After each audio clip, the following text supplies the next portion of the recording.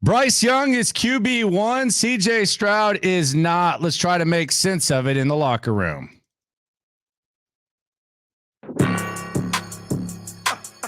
Yeah. Yeah.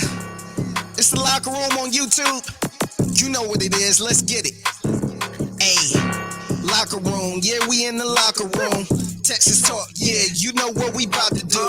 Localize every angle's what we really do. We the source. We the Welcome to the locker room, number one source for Texans daily digital content. I'm Landry Locker. You can hear me Monday through Friday, 10 to 2 on Sports Radio 610 and the Odyssey app. Subscribe, like, ride along. We got you covered. Going to be joined by a Texans player straight off the practice field on Wednesday. We'll bring that to you here.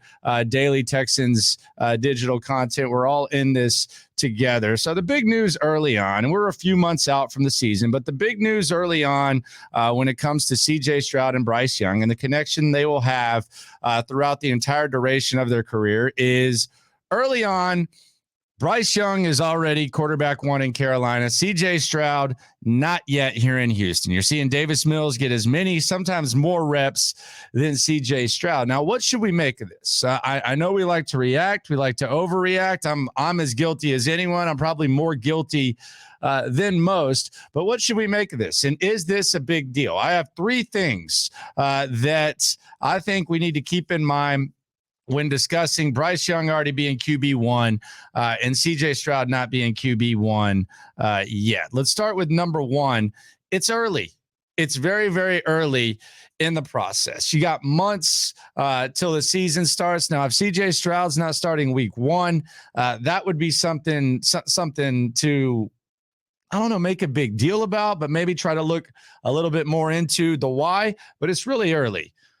We got all the time in the world. Carolina didn't have to name Bryce Young QB1. The Texans don't need to name CJ Stroud QB1 at the moment, but it's really, really early. I think that's the most important thing to keep in mind. Number two, Bryce Young was QB1 for a reason in the draft. He was considered the top quarterback prospect in this draft. I was a Bryce Young guy.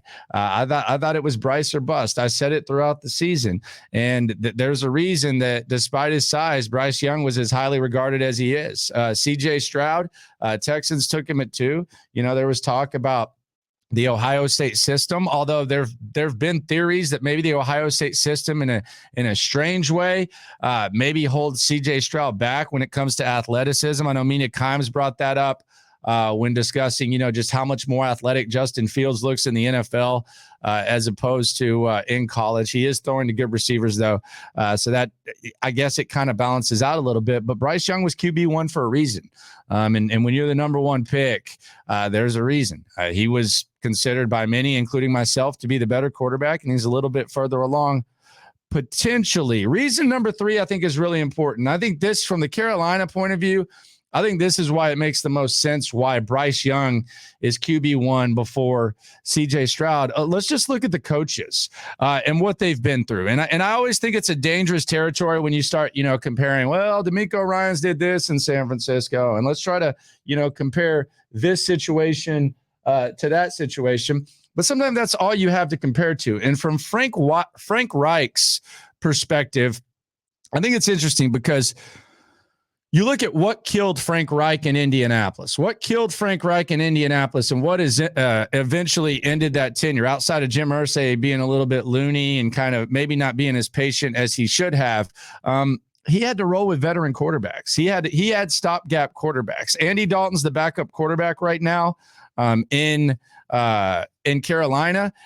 Frank Reich's been doing that Andy Dalton thing for a long time now. Ever since Andrew Luck abruptly retired in the preseason in 2018, he's had to go with Jacoby Brissett.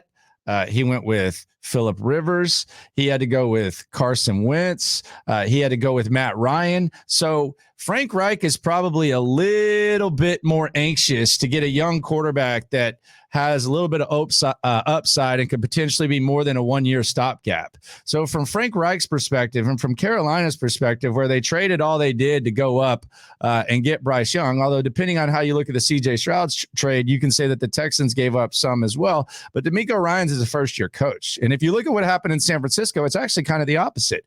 Jimmy Garoppolo kind of held it down for them, even after they drafted Trey Lance. So he might be a little bit more patient. He's been through a lot more unique quarterback experience, really, if you think about it. He's gone through the Jimmy thing. They went through the Trey Lance thing.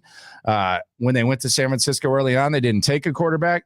So there's actually a more diverse experience when it comes to quarterbacks with DeMeco Ryans, to where he might be more patient, as opposed to Frank Reich, who, let's be honest, he's probably a little bit more impatient because he's had to deal with, the stopgap Andy Dalton type. So he might want to just throw that in the rear view immediately. Just 3 things to keep in mind. Subscribe, ride along. Let's get to some other Texans news real quick. DeAndre Hopkins is visiting the Tennessee Titans. This sweepstakes, quote, sweepstakes, is interesting. Doesn't seem to be a huge market for DeAndre Hopkins. I think the Texans rightfully don't appear to be interested. I think Tennessee is a perfect mix for DeAndre Hopkins because they're in that kind of awkward, all-in 1-year type of thing where Ryan Tannehill is going to be there for a year. Derrick Henry isn't getting any younger. He knows the system. Tim Kelly was there when he was there. Mike Vrabel seems like he'd like him. Tennessee has a limited ceiling, but Tennessee could easily win this division. Matter of fact, I don't think it's a bad bet to pick them to win the division. They would have won it last year had Ryan Tannehill not gotten hurt. Now, when they get in the playoffs, there's no Super Bowl potential or anything. There wasn't even when they were the 1 seed a few years ago, but they're not building anything. They're not developing anything. Tennessee is just kind of in a win now mode, and they're trying to get into the playoffs and see what happens. DeAndre Hopkins fits that perfectly, and he knows that system. Also going to visit with New England this week. I just look at this DeAndre Hopkins thing. I think he's right on the fringe of being a top 20 receiver at the moment. I think the decline is clear. I compare this kind of to when Tennessee signed Julio Jones to put him opposite of A.J. Brown, and they have a tradition of signing older receivers. I think he can produce. I think DeAndre Hopkins can be a valuable asset in the right situation. I don't necessarily think that's in Houston. I think Tennessee would be perfect. It's kind of like we watched Adrian Bronner box this weekend, and we saw Floyd Mayweather do an exhibition. That's kind of how I look at this DeAndre Hopkins sweepstakes, and Tennessee putting on the full court press. We got the big Texans announcement coming. It's going to be JJ Watt related. I think it's pretty clear. Who knows? Fire up the Odyssey app. Tune in to In the Loop on Sports Radio 610, and we'll get you updated on what's going on there. Appreciate everyone for coming through. Subscribe, ride along. It is the number one source for Texans daily digital content. I'm Landry Locker. Again, you can hear me Monday through Friday, 10 to 2, Sports Radio 610. Appreciate everyone for coming through. And don't forget, when it comes to this Texan stuff, we are all in this together. Have a hell of a week.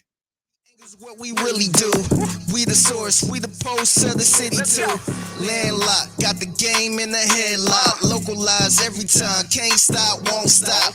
Yeah, we top 2 and we not too. Plugged in daily digital on YouTube.